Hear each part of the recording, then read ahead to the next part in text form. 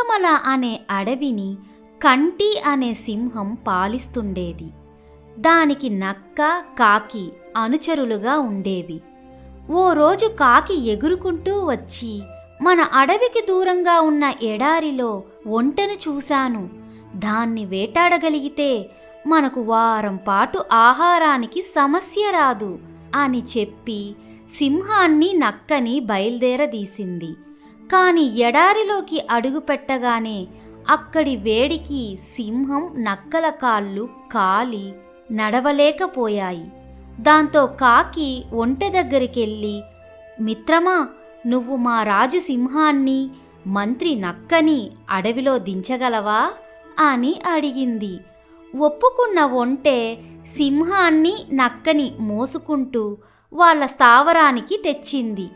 దాని మంచితనం సింహానికి బాగా నచ్చి, మిత్రమా, నువ్వు కూడా మాతో పాటు ఇక్కడే ఉండు అంది ఒంటెతో. సింహం ఉన్నపలంగా తీసుకున్న ఈ నిర్ణయం నక్కకి, కాకికి పూర్తిగా నచ్చలేదు.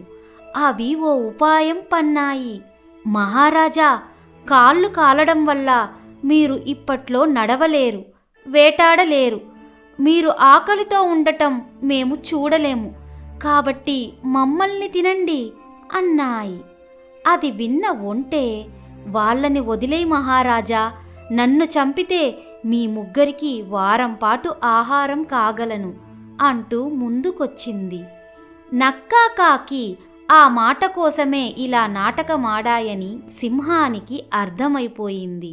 దాంతో సరే, ఒక్కొక్కరు వరుసగా రండి, ముందు చిన్న జీవితో మొదలు పెడతాను, కాకి నువ్వురా ముందు అంది.